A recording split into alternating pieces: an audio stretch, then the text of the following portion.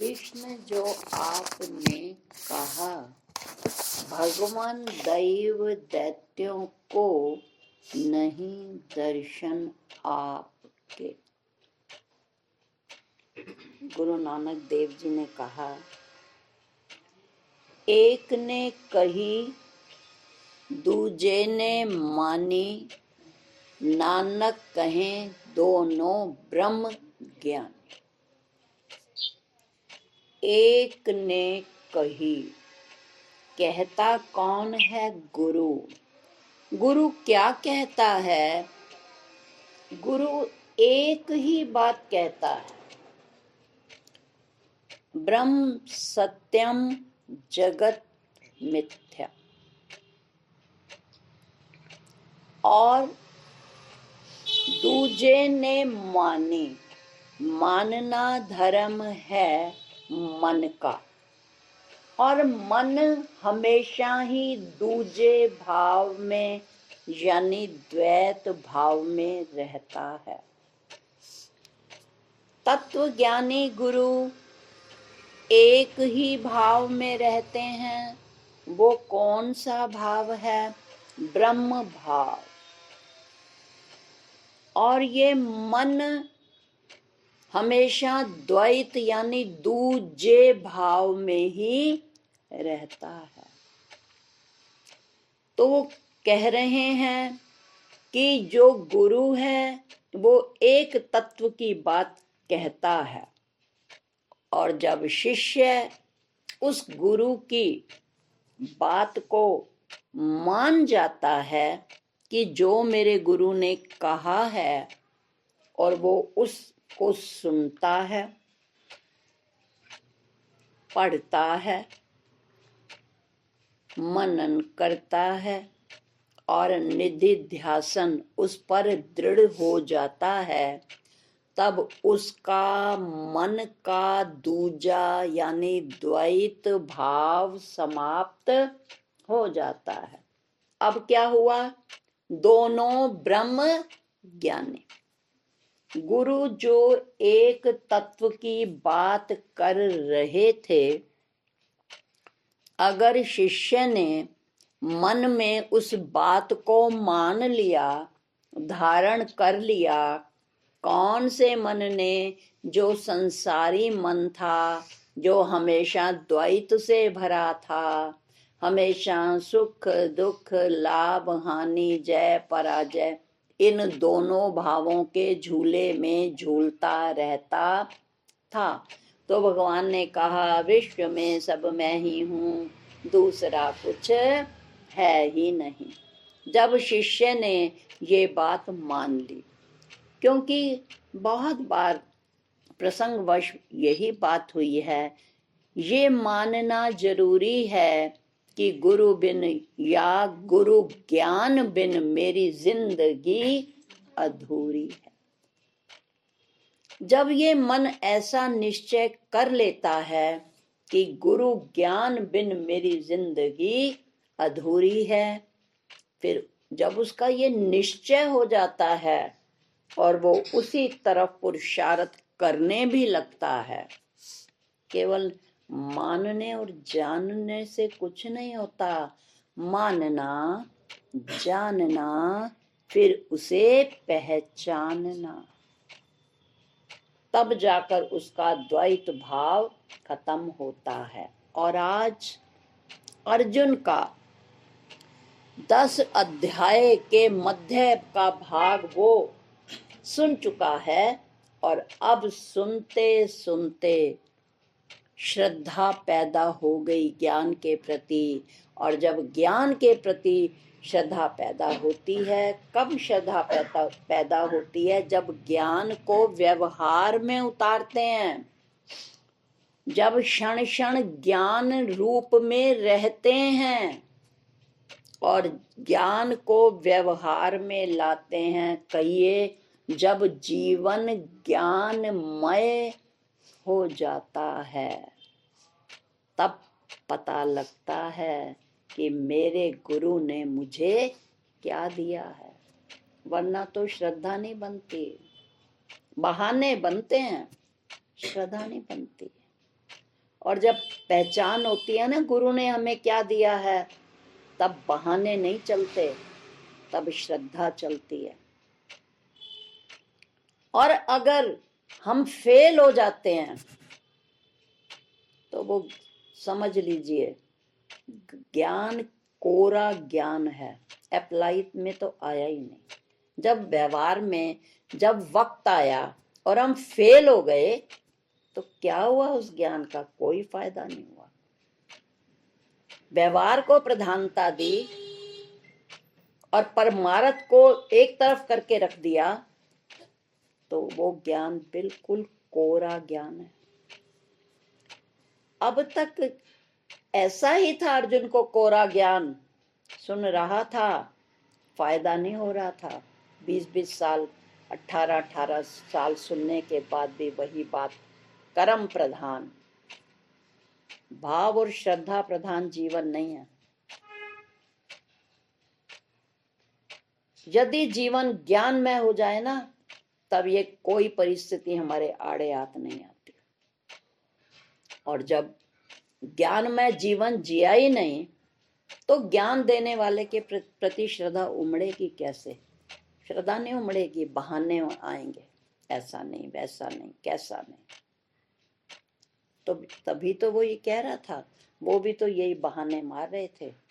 जिनके गोद में मैं खेला, जिन्होंने मुझे ये ज्ञान दिया, उस कृपाचार्य पर मैं कैसे वो बाण चला दूं? कर्तव्य से पीछे हट रहा है और दिखा रहा है कि भाई मैं बहुत, मुझे प्रेम है। इसी तरह बहुत दिखाया ज्ञान में हमें बड़ा प्रेम है, और पर जब वक्त आया फेल हो गए। यही कुछ तो अर्जुन कर रहे हैं। अब तक उनकी श्रद्धा उमड़ी नहीं उनके प्रति, और अब जब उमड़ी ना, तब वो कह रहे हैं मैंने सब सच ही माना, कृष्ण जो आपने कहा। अब मान रहा है कि जो आपने मुझे बताया वो सब सच ही था। अब उसकी दृढ़ निष्ठा बन गई। अब उन्हें कृष्ण कृष्ण नहीं दिखाई दे रहे, भगवान शब्द कह रहा है वो। भगवान दैव दैत्यों को नहीं दर्शन आपके हो ही नहीं सकते जब तक विश्वास, प्रेम, दृढ़ता ना हो जीवन में। कुछ नहीं हासिल होने वाला, चाहे 20 साल हो गए सुनते हुए, चाहे 15 साल हो गए, ना कुछ अब तक हुआ है। वही व्यवहार प्रधानता जीवन में है जो 18 साल पहले थी। और यदि ज्ञान थोड़ा हो भी गया, वो अपने मतलब के लिए, वो अपने मतलब के लिए ज्ञान थोड़ा काम आ रहा है कि जब परिस्थिति आए तो बस मुझे ये ज्ञान काम आ रहा है। बहुत फर्क है। परमार्थ में क्या फर्क है? दृढ़ विश्वास अब हो रहा है। उस कहानी की तरह एक अश्वारोही किसी मंदिर के आगे से गुजर रहा था। उसको अचानक अपने पूर्वजों की बात याद आ गई कि जब भी कोई देव स्थान मिले, जितना भी जरूरी काम हो, जा रहे हो, रास्ते में देव स्थान हो गया, अवल तो अंदर जाके प्रणाम करो, और यदि अति परिस्थिति है तो बाहर से ही प्रणाम करो, पर देव स्थान के आगे से ऐसे गुजरो मत। दूसरा, अगर कहीं सत्संग चल रहा है तो पूरा समय भले ही सत्संग ना सुनो, पर कुछ देर अवश्य बैठ जाओ। गीता में भगवान ने कहा है, अल्प भी आचरे से ये बचावे भवबंध से। अगर थोड़ा सा भी तूने कर लिया ना, तुझे कभी ना कभी वो ज्ञान तेरे काम आ ही जाएगा। पर भाव होने चाहिए। वही बात उस घुड़सवार व्यक्ति ने जब सुनी, याद की, की ना याद, विश्वास रखा ना अपने पूर्वजों पर। तो ही तो आया कि मेरे बड़ों ने कहा था कि अगर सत्संग हो रहा हो और आगे से गुजर रहे हों तो ज्यादा देर ना सुन सके, थोड़ा देर तो सुने। उसने कहा जो आपने, मैंने सच ही माना, कहा जो आपने। तो अब वो भी कह रहा है मेरे बड़ों ने कही है तो मुझे इस बात पर अप्लाई करना चाहिए।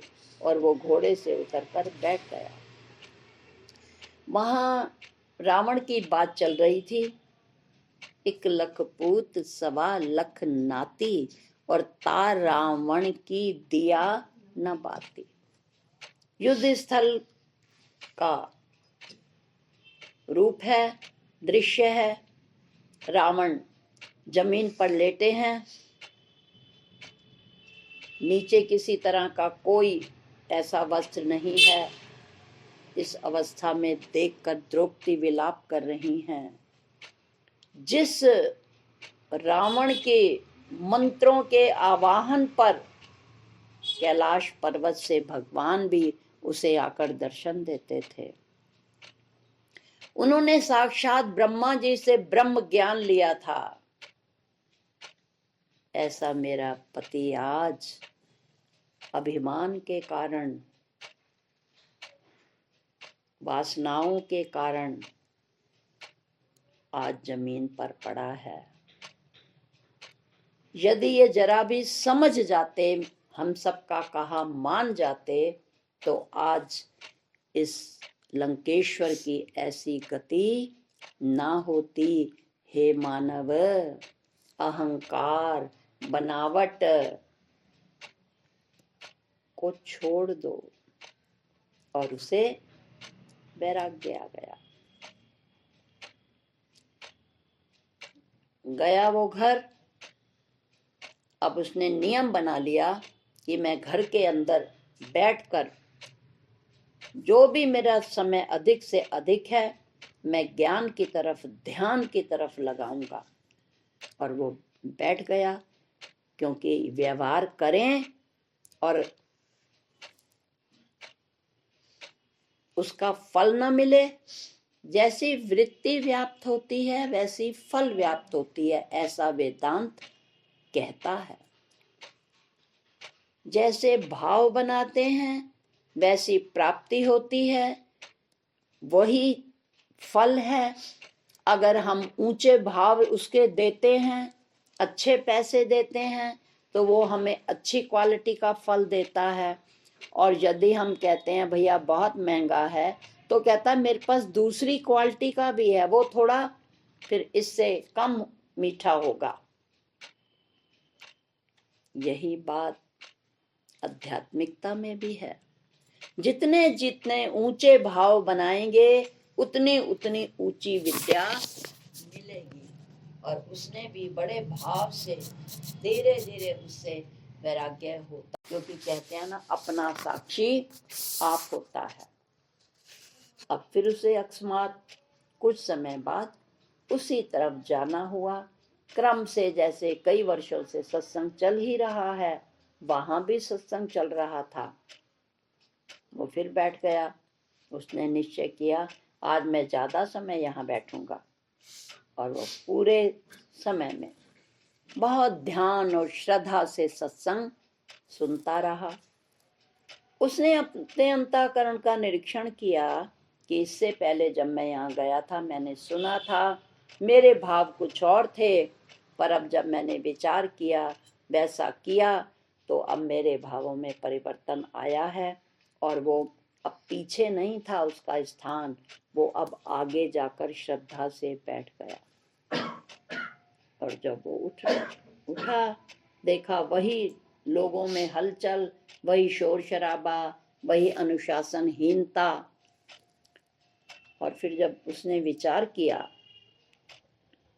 कि इतने वर्षों से ये सुन रहे हैं, इनके व्यवहार नहीं बदले, इसका मतलब है इनकी पंडित जी के ने जो कथा सुनाई, जो पंडित जी सुना रहे हैं, इन्होंने कुछ भी धारण नहीं किया, क्योंकि जीवन में परिवर्तन आया ही नहीं। दूसरी कहानी भी आपने सुनी है, बहुत छोटी सी है, प्रसंगवश फिर दोहरा लेते हैं।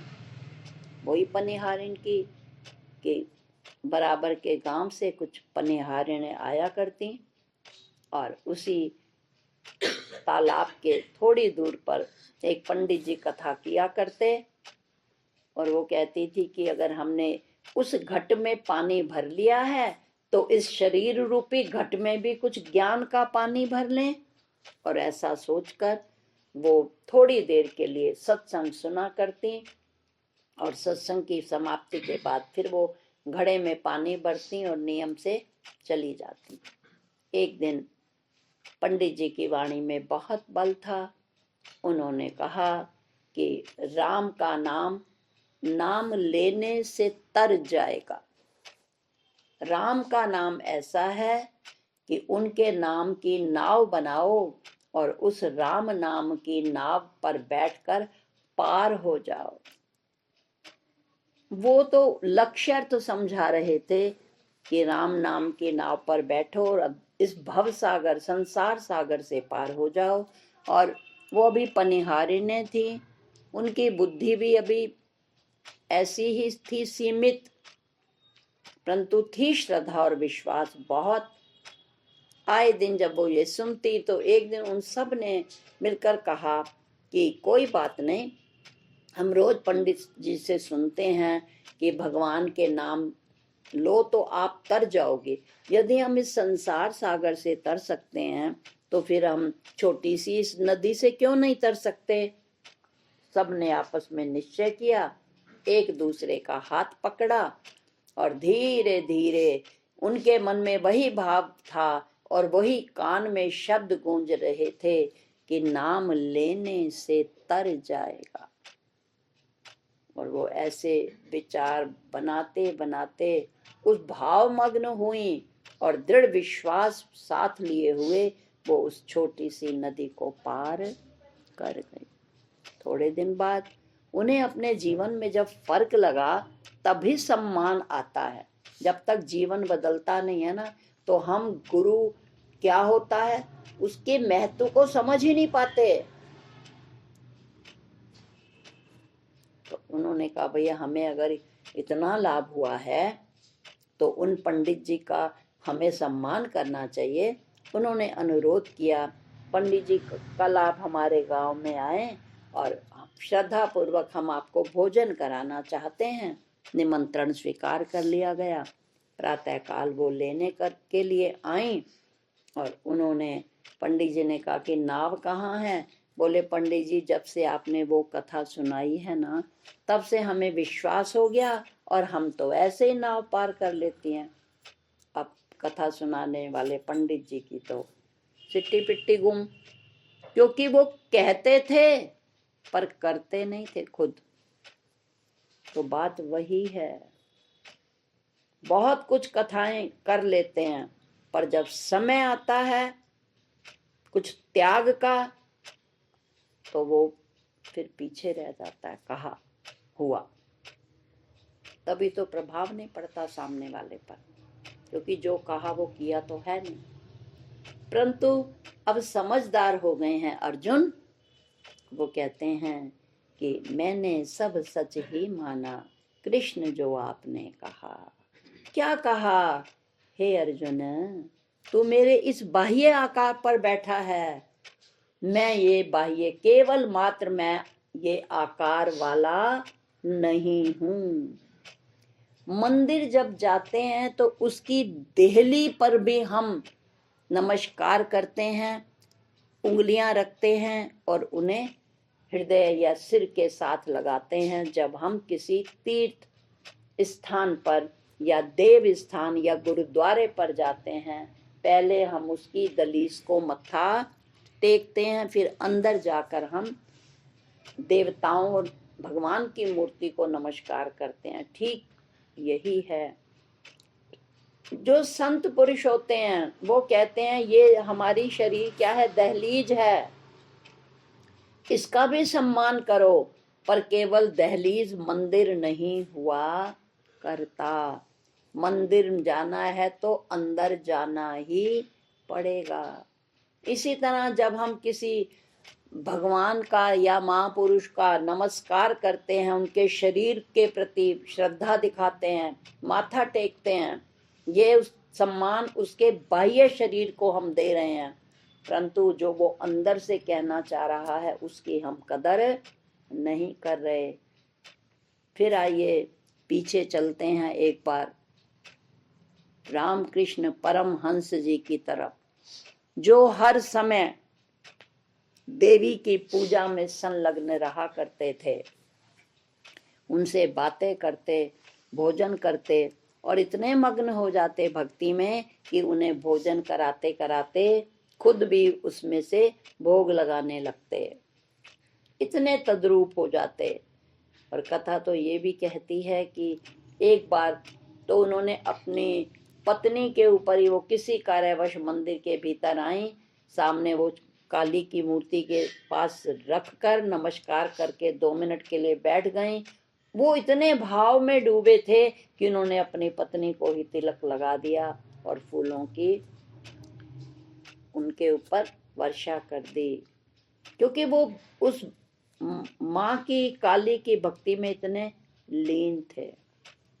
अब माँ काली ने कहा, भैया ये परिपक्व अवस्था को पहुंच गया है भक्ति की, अब इसे ज्ञान की भी जरूरत है। तभी कहा, ज्ञान ही भगत ही। ये 2 हैं किनारे नदी के। भक्ति कहाँ से होती है? हृदय से। और ज्ञान कहाँ होता है? बुद्धि में। दोनों होने चाहिए। हृदय में प्रेम भी हो अपने इष्ट के प्रति, ठाकुर के प्रति, महापुरुष के प्रति। प्रेम हृदय में हो पर पूरा ज्ञान भी हो। ज्ञान केवल उनके साकार रूप को नहीं दिखाता, उनके निराकार रूप को भी दर्शाता है। केवल साकार शरीर पड़ा रहता है, जब शांत होता है तो साकार शरीर तो होता है। यदि उसमें होती तो फिर हम उसको क्यों उनके स्थान पर ले जाते? साकार और निराकार दोनों को मिलकर बनता है। केवल साकार अंधा है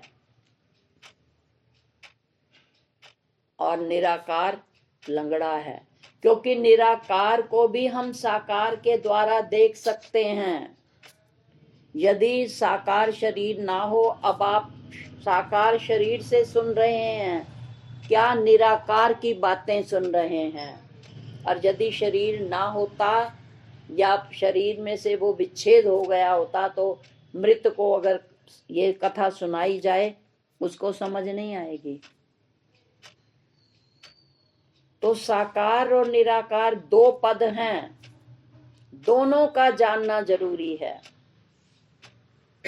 तब काली ने कहा कि इसने मेरी बड़ी सेवा की है, ये मेरे साकार रूप के प्रति इतनी भक्ति करता है, पर इसे निराकार का ज्ञान होना चाहिए। साकार के प्रति प्रेम और भक्ति होती है, पर निराकार के द्वारा ज्ञान से निराकार को जाना जा सकता है। अब पंखे हमें सब जगह मिल जाएंगे, सब दुकानदारों पर, और यदि पंखे की मशीन खराब हो जाए तो दुकानदार ठीक नहीं करेगा। पंखा खराब हो तो दुकानदार बदल लेगा, और अगर मशीन खराब हो तो हमें मशीन वाले को बुलाना पड़ेगा।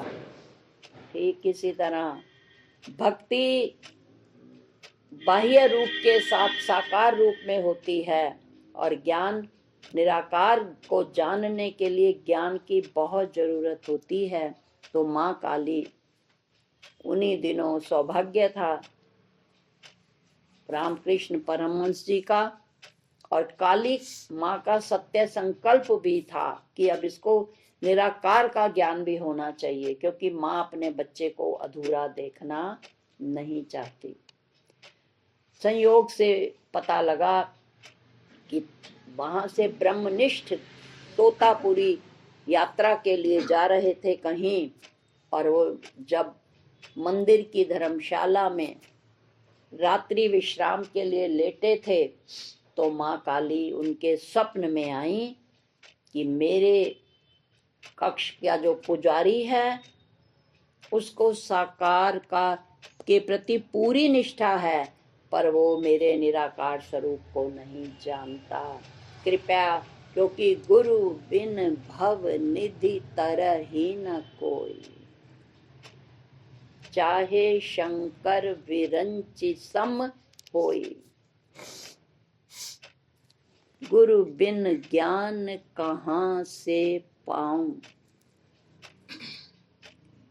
तो तोतापुरी के स्वप्न में बात बताई कि मेरे प्रिय शिष्य पुजारी रामकृष्ण को आप ज्ञान दो और आओ और उसको ले जाओ।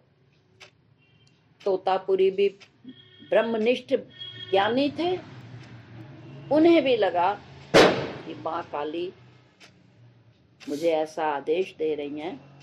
तो वो प्रातः काल बहाने से आए, पुजारी को बुलाया और बाहर ले गए। कहते हैं कि आओ, मैं तुम्हें ब्रह्म ज्ञान देना चाहता हूँ। बोले मुझे नहीं चाहिए ब्रह्म ज्ञान। ब्रह्म ज्ञान मेरी तो काली माँ से बात होती है, वो मैं कहता हूँ वो प्रकट हो जाती हैं, इकट्ठा भोग लगता है। तो उन्होंने कहा नहीं, तुम उनके एक अर्ध रूप को जान रहे हो, उनका दूसरा रूप भी है। बोले मैं नहीं मानता। कहते हैं भाई तेरी माँ ने ही मुझे स्वप्न में आकर ऐसा कहा है, चल पूछवाते हैं। वो ब्रह्मज्ञानी थे और वो पूरे भक्त उनके आवाहन पर प्रकट हुई। काली ने कहा पुत्र, मैंने ही तुझे पूरा करने के लिए ये ब्रह्मनिष्ठ तोतापुरी को भेजा है। माँ मेरी आज्ञा है, तुझे इनसे ब्रह्म ज्ञान की शिक्षा लेनी ही चाहिए, तब ही तेरा पूर्ण रूप तू हमारा पहचान पाएगा। और ऋते ज्ञानात न मुक्ति ज्ञानम लब्ध्वा परम शांति। पूजा में, पाठ में, मंदिर में ज्योत जलाने में शांति मिलती है, पर तभी तक जब तक हम वहाँ बैठे होते हैं। जब हम व्यवहार में उतर आते हैं तो वो जो शांति है वो थोड़ी देर के लिए जो सुख अनुभूति है वो तब तक होती है जब तक हम पूजा कक्ष में होते हैं। और जब व्यवहार में आते हैं फिर वही व्यवहार प्रधानता शुरू हो जाती है। पर जो ज्ञानी होता है वो चाहे जिस स्थिति नहीं, वो सारा व्यवहार करता है, परंतु वो रहता किसमें है? आत्म स्थिति में। जैसे पनिहारी ने सिर पर घड़ा ले जा रही होती हैं, उनके सिर पर घड़ा होता है, वो बातें करती जाती हैं, परंतु उनका ध्यान अपने घड़े पर होता है, कहीं वो गिर ना जाए। इसी तरह जो ज्ञानी संत होते हैं वो सबके साथ व्यवहार करते हैं, सब तन से फर्ज निभाते रहिए, मन से रहो असंग। तो वो मन से असंग रहते हैं, ऐसा उपदेश दिया। वो जब उपदेश देने बैठे उन्होंने सुना, परंतु उनका ध्यान बार बार काली माँ की स्मृति, वो मूर्ति उनके सामने आ जाती और जो वो ब्रह्म ज्ञान देते वहां से उनका ध्यान भटक जाता। फिर तोतापुरी कहते क्या बात है, तुम मेरी बात क्यों नहीं सुन रहे? उन्होंने कहा मैं क्या करूं, बार बार काली मेरे ध्यान में आ जाती हैं। उन्होंने कहा जो ध्यान में आती हैं वो कल्पना है। हम जो ध्यान में बैठते हैं अपने गुरु की शक्ल को याद करते हैं या कृष्ण को याद करते हैं, वो पूरा ध्यान नहीं है, वहां भी हम उनके आकार को लेकर बैठे हैं। ध्यान का मतलब है चित्त की एकाग्रता, जहां एक तत्व के सिवा कुछ भी ना हो, इसका नाम है ध्यान। और हम यहाँ से उठकर पहला तो ऐसे ही होगा, शुरू शुरू में तो ऐसा ही होगा, कोई ना कोई आकार हमें रखना ही पड़ेगा। पर धीरे धीरे अगर पक्की ध्यान में एकाग्रता हो जाएगी तो फिर वो आकार लुप्त होगा। जो लोग एक्सरसाइज करते हैं आंखों की, क्योंकि मेरा ये खुद का अनुभव है, जब कहा गया था, उन्होंने कहा था सामने किसी कील को ले लीजिए मोटी, या कोई स्विच बोर्ड का कोई एक बटन देखिए, लगातार देखते रहिए जब तक आंसू ना आ जाए। और मैंने ऐसे ही किया था, एक मोटी सी कील थी, लगातार उसको देखती रही, और ऐसा करते करते वो कील मुझे दिखनी बंद हो गई। तो कहते हैं ऐसा ध्यान हो कि जिसका आप आकृति का ध्यान कर रहे हो उतने उसमें इतना डूब जाओ कि वो मूर्ति भी लय हो जाए। तो उन्होंने कहा ज्ञान की तलवार से उस काली के आकार को काट डाल, पुरुषार्थ कर, और तू देखना इस पुरुषार्थ का कितना फल तुझे मिलेगा। जब तुझे साकार और निराकार दोनों का ज्ञान हो जाएगा तो तेरा जीवन रसमय हो जाएगा, आनंदमय हो जाएगा। तो वही बात कह रहे हैं। अब ज्ञान हो गया है अर्जुन को, अब वो भगवान को केवल शरीर नहीं देख रहा। पहले वो क्या कहते थे, हे कृष्ण, हे यादव, हे सखा, परंतु अब वो इन शब्दों का प्रयोग नहीं कर रहे, क्योंकि उनको पता लग गया है कि जो ये ज्ञान दे रहे हैं ये स्वयं भगवान भगवत रूप ही हैं। इसलिए उन्होंने भगवान शब्द का अगली लाइन में प्रयोग किया। तो कहते हैं आपने जो अपने सच्चिदानंद स्वरूप का मुझे ज्ञान कराया, मुझे वो सब अक्षरशः सत्य लग रहा है।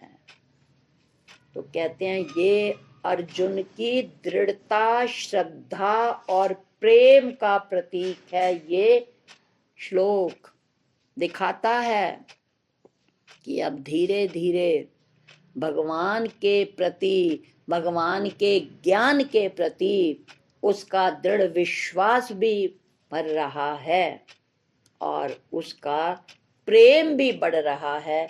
इसलिए तो वो अब उन्हें कृष्ण या हे मेरे सखा शब्द से संबोधित नहीं कर रहे, और वो कह रहे हैं भगवान दैव दैत्यों को नहीं दर्शन आपके।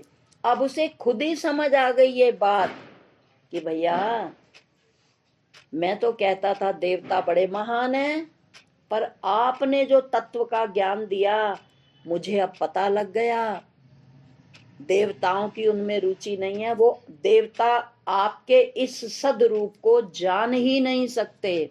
आइए विचार करें, देवता उस सदरूप को कैसे जान नहीं सकते। देवता शब्द का अर्थ है देयम इति देवता, ददाती इति देवता, जो हमें देते हैं। वो हमें क्या देते हैं?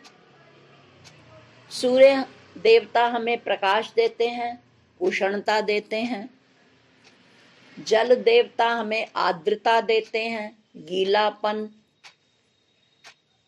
पानी देते हैं। वायु देवता हमें ऑक्सीजन देते हैं प्राणों को।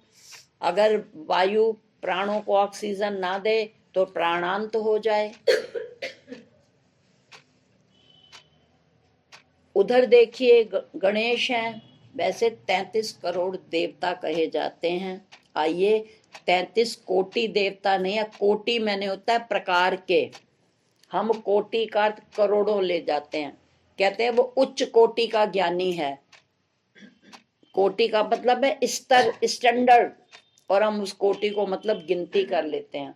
कोटि के संस्कृत में दो अर्थ हैं, एक होता है संख्यात्मक, यानी कोटि मैंने करोड़, ये संख्यात्मक है। दूसरा कोटि का अर्थ होता है स्तर, स्टैंडर्ड, पोजीशन। 33 करोड़ देवता नहीं है, 33 कोटि मैंने 33 स्तर के देवता हैं।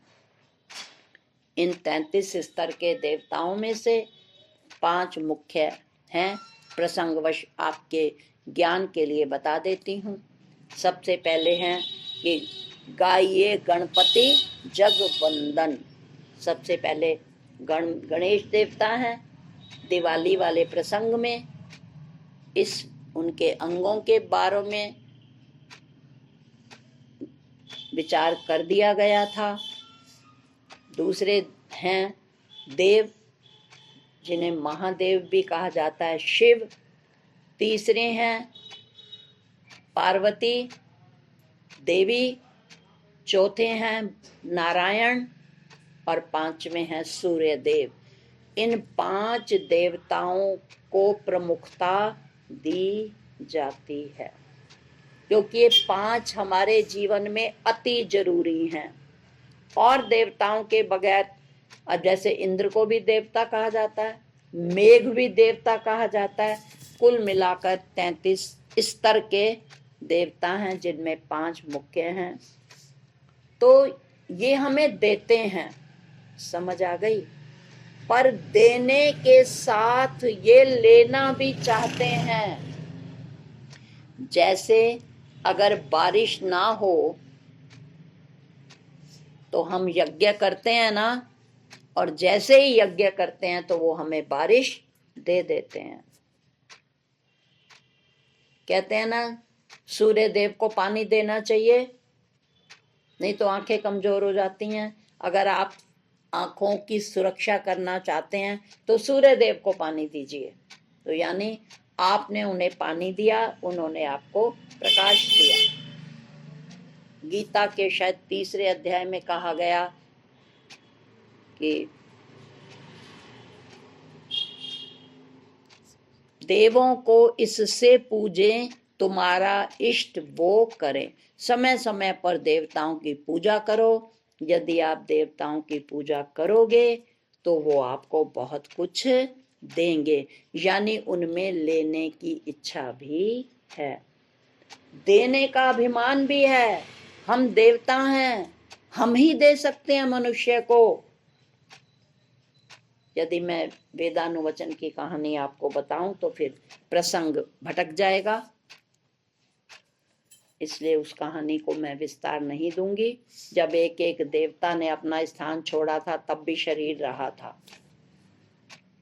तो कहने का तात्पर्य है, देवता जब हमें देते हैं तो उन्हें अभिमान भी होता है। हम मनुष्यों को बहुत कुछ देते हैं, यदि हम ना दें मनुष्यों का जीवन चल नहीं सकता। देने के बाद फिर वो लेने की भी इच्छा करते हैं।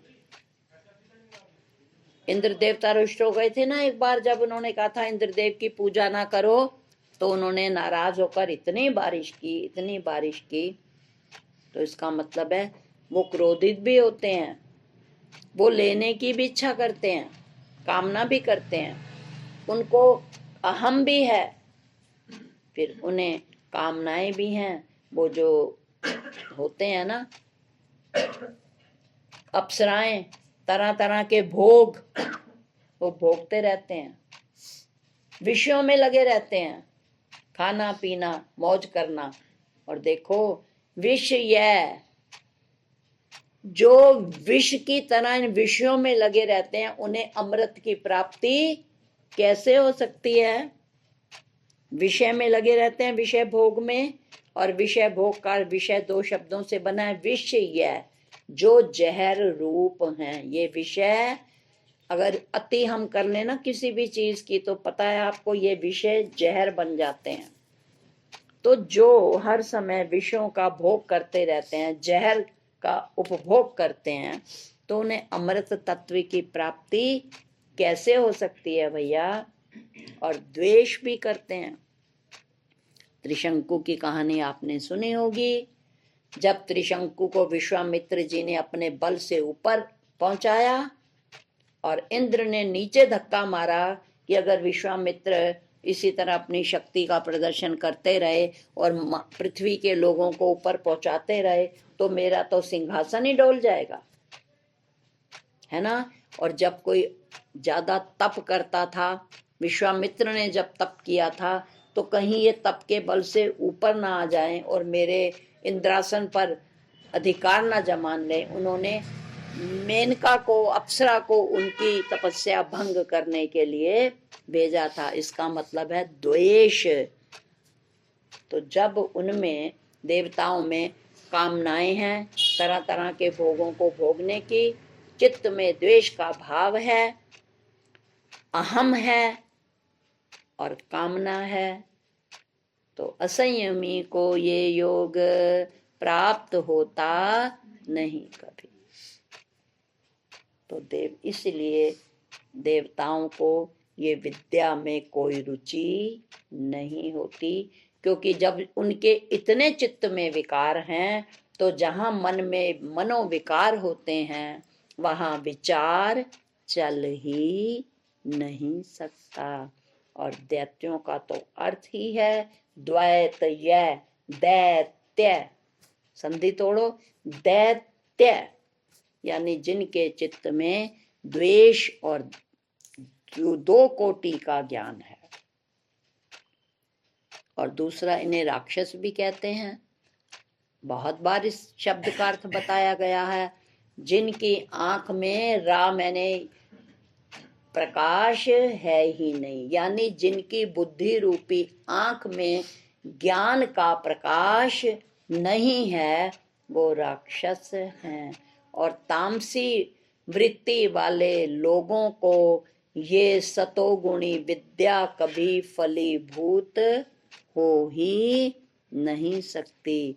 इसलिए वो कह रहे हैं, भगवान दैव दैत्यों को नहीं दर्शन आप में के।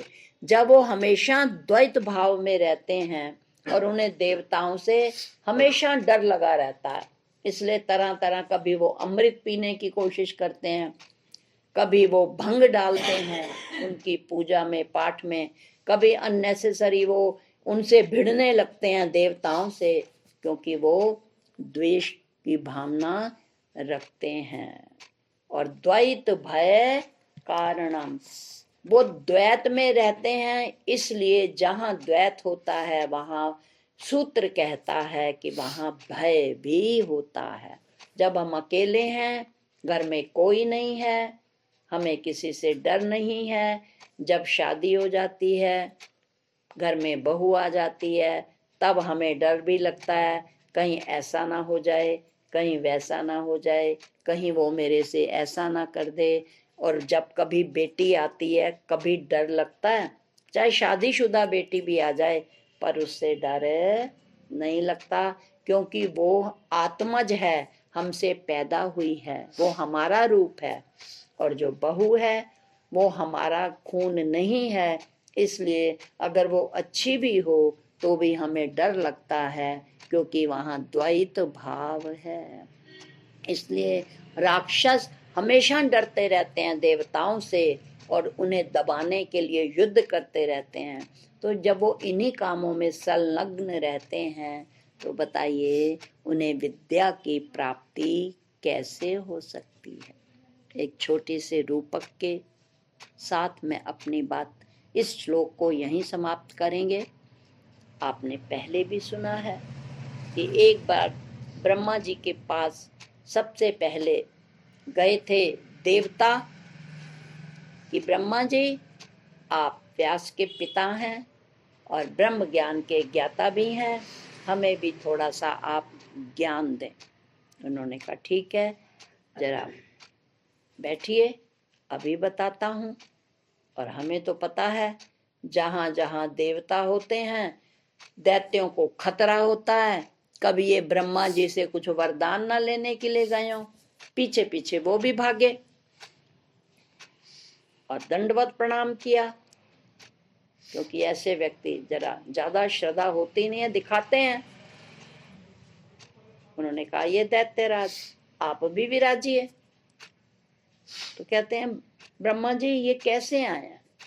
ब्रह्मा जी सरल, उन्होंने कहा भैया इन्होंने कहा है कि आप हमें ज्ञान दीजिए, इसलिए ये आकर बैठ गए हैं। बोले हम फिर हमें भी दीजिए।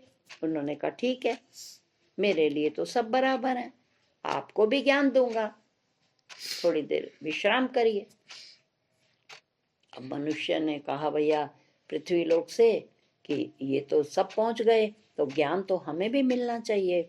अब वो भी थे, मनुष्य भी, कुछ जीवात्माएं होती हैं ब्रह्मांड में भी मनुष्यों की, तो वो भी पहुंची, हम भी ज्ञान ले लें, हमारा भी कल्याण हो जाए। उन्होंने कहा आइए नर, आपका भी नारायण की नगरी में स्वागत है, आप भी बैठिए। अब जैसे ही ब्रह्मा जी अपने कार्य से निवृत्त हुए, उन्होंने कहा तीनों सामने विराजमान हो जाइए। तीनों बैठ गए। उन्होंने कहा देखिए मैं बहुत व्यस्त रहता हूं, मैं शॉर्ट में आपको ज्ञान दूंगा, समझ आप जाना। सूत्र में जितने पहले भी हमें पता है, जब प्रसंगवश कोई सूत्र आता है तो उसकी व्याख्या आपके सामने की जाती है। संस्कृत भाषा की यही सबसे बड़ी विशेषता है कि 2-4 शब्दों में उसकी बहुत व्याख्या होती है। तो उन्होंने भी कहा मैं सूत्रात्मक ज्ञान दूंगा आपको। उन्होंने कहा ठीक है दीजिए। तीनों ने, उन्होंने कहा दा शब्द देता हूं।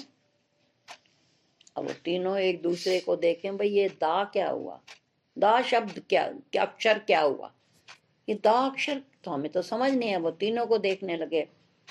अब उन्होंने कहा ब्रह्मा जी आप ही कृपा इस शब्द का विश्लेषण करें, हमारी तो अल्प बुद्धि है, हम आपके इस दा अक्षर का अर्थ समझ नहीं पा रहे।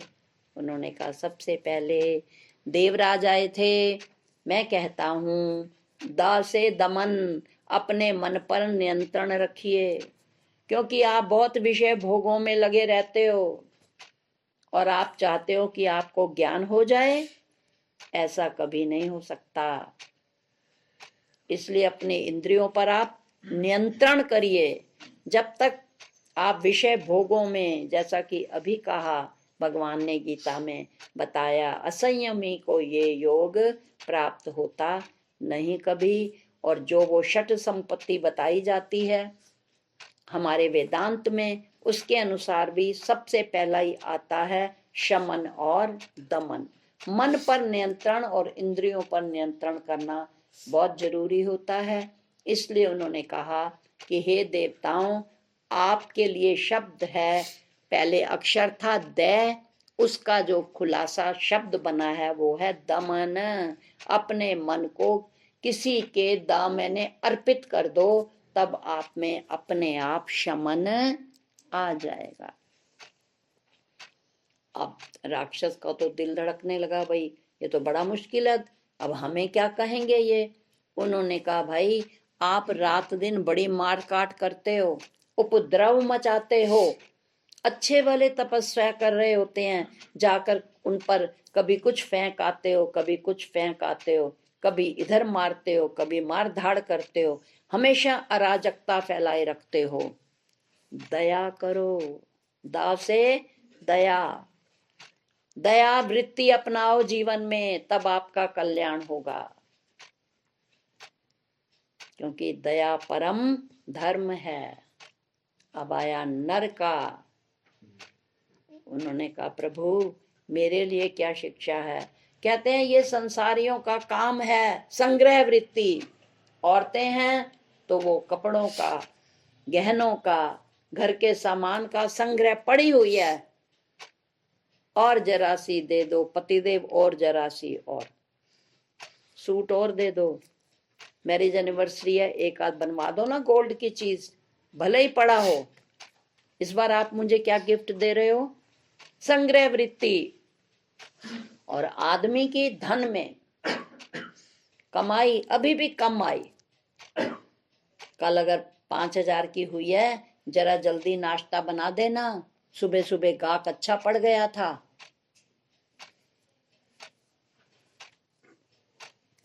शांति नहीं है अभी, पिछले साल इतना भी नहीं था, अब काम बढ़ रहा है, काम भी बढ़ रहा है और लालच भी बढ़ रहा है। इसलिए कहते हैं अभी भी कम आई। मानव में संग्रह वृत्ति लगी रहती है, इकट्ठा कर लूं। इसे स्त्रियां अपनी जगह इकट्ठा करती हैं, घरेलू सामान और अपने लिए साज सामान इकट्ठा करती हैं, संग्रह वृत्ति है। और पुरुष धन को संग्रह करने में लगे रहते हैं। तो आप ये संग्रह वृत्ति छोड़ो, और जो संग्रह करते हो सब अपने लिए इकट्ठा करते हो, किसी को देना ना पड़ जाए कुछ भी। अगर कभी किसी पर आती है ना मुसीबत, विचार करिए कितने बहाने बनाते हैं, हमारे पास तो खुद कुछ नहीं है, मैं हेल्प तो कर देती, बहन मेरे पास ही कुछ नहीं है। अगर आजकल तो ऐसा नहीं है, पर पहले होता था, कोई उत्सव होता था तो हम एक दूसरे से चीज लेकर गुजारा कर लेते थे। पर आजकल किसी से मांगिए तो सही, वो ड्राई क्लीन होने गई है। अच्छा, वो कह रहे थे दे तो देती, पर वो ना ड्राई क्लीन होने गई है। अच्छा, वो वाला आभूषण, वो ना कुंडा टूट गया था पिछली बार, वो अभी सुनार के पास पड़ा है। और जेंट्स को कुछ कहिए, हमारा आप ही धंधा नहीं चल रहा, हम आपको क्या दें। देखता हूँ इस सीजन के लास्ट में अगर 4 पैसे बन गए तो देख लेता हूँ, देना चाहते हैं हम। संग्रह वृत्ति ये पृथ्वी के मानवों की ये विशेषता है, हर चीज को संग्रह करना चाहते हैं। है ना छोटी सी कहानी, गेहूं का बोरा गिर गया, गाय ने जो है, चिड़िया ने 2-4 चोंच मारी, उसमें से कुछ गेहूं के दाने वहीं बैठकर खा लिए, पेट भर गया और उड़ गई। उसकी चोंच में उड़ते समय कोई दाना नहीं था। गाय आई, उसने उसी स्थान पर थोड़ा से दांत लगाए, मुंह लगाया, जितनी भूख थी उस दाने को खा लिया और खाकर चली गई। दाना उसने मुंह में कहीं दबाए नहीं थे। पीछे से आ रहा था मानव, उसने देखा बोरी गिरी है गेहूं की, फटाफट चारों तरफ नजर दौड़ाई, प्लास्टिक का एक लंबा सा तार पड़ा था, उसने वहीं से बोरी का वो फटा मुंह जैसे कैसे बंद किया, अपने साइकिल के कैरियर में रखा और चला गया। ये है मानव की संग्रह वृत्ति। और और और तो उन्होंने कहा जितना और जैसा है, इसलिए यही वृत्ति देखकर ही तो हमारे बुजुर्गों ने कहा था अपनी कमाई का 10वां अंश देना चाहिए। आखिर हम में कंजूसी थी, तभी तो हमारे बड़ों ने हमें ये आदेश दिया। गुरु नानक देव जी ने आदेश दिया कि अपने धन का 10वां अंश हमेशा दान देना चाहिए। किनको दिया? हम मनुष्यों को, क्योंकि मनुष्यों की वृत्ति है संग्रह करना, चाहे जरूरत हो या ना हो। तो ब्रह्मा जी ने कितनी समझदारी से एक ही अक्षर दिया दै, और फिर उसका खुलासा सिर्फ 2-3 शब्दों में किया। क्या कहा? देवता हमेशा विषय भोग में लगे रहते हैं, इसलिए आप लोग दमन करिए इंद्रियों पर। राक्षस हमेशा उत्पात मचाते रहते हैं, जीवों को तंग करते हैं, जीवों पर दया करो। और मनुष्य हमेशा दुनिया भर का सामान इकट्ठा करते हैं।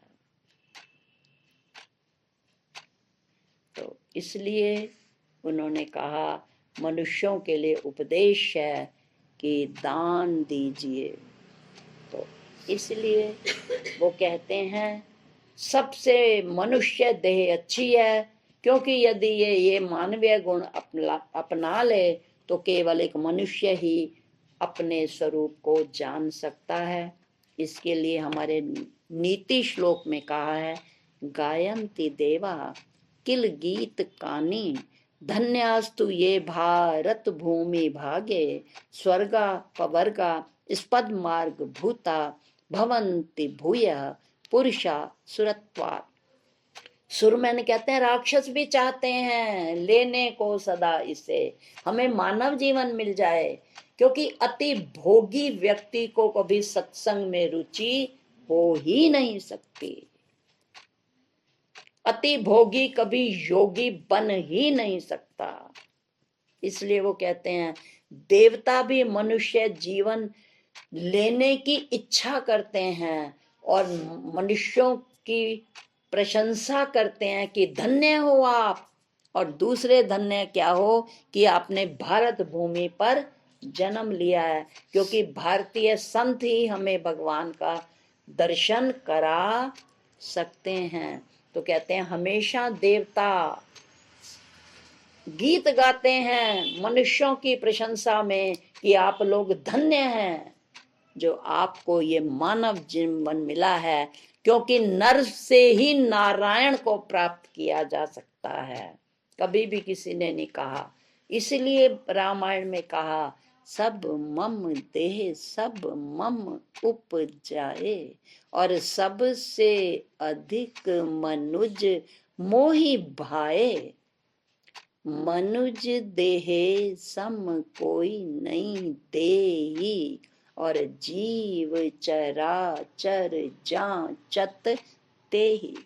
भगवान ने स्वयं कहा मैं नारायण हूँ, और मैंने नर को इसी उद्देश्य से पैदा किया, और मैं उसका निर्माण करके तद सृष्ट्वा तद अनुप्रविशत, मैंने नर को बनाया और चुपचाप उसके अंदर घुसकर बैठ गया कि कभी तो मेरा बच्चा पीछे की ओर लौटेगा और मेरा दर्शन करेगा। पर पीछे की ओर कौन लौटाते हैं?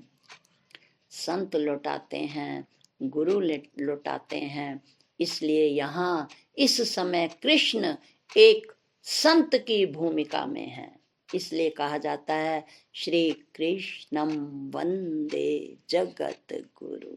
श्री कृष्ण से बड़ा गुरु कोई नहीं है, और आज के श्लोक में यही वंदना कर रहे हैं और अपने भाग्य की सराहना भी कि मुझे आप जैसा गुरु मिला। और मेरी ये गलती थी कि इतने 10वें अध्याय के मध्य तक आते आते मैंने आपको नहीं पहचाना, और अब मैं पहचान गया हूँ कि आप मुझे कौन सी विद्या देना चाहते हो। और ये भी जान गया हूँ कि दैव और दैत्यों को भी ये दर्शन सुलभ नहीं है, जिसे आप जैसा गुरु मिले और उसे आत्मदर्शन ना हो, ऐसा कभी हो नहीं सकता। यही आज समझाने की कोशिश कर रहे हैं। और आपके लिए मैं क्या होमवर्क दूं, कोई जरूरत ही नहीं। 20-20 साल से उच्च कोटि का ज्ञान गुरु कृपा से दिया जा रहा है, और यदि वो व्यवहारिक स्तर पर ही काम नहीं आता और समय अनुसार अगर फेल हो जाते हैं तो उस ज्ञान का कोई अर्थ ही नहीं रहता। परंतु धन्य है कृष्ण जिन्हें ऐसे शिष्य मिले, जिन्होंने उनकी वैल्यू को समझा, महत्व दिया, तभी उनको दर्शन संभव हो सके। आज का श्लोक हमें यही बताने की कोशिश कर रहा है। ओम शांति शांति।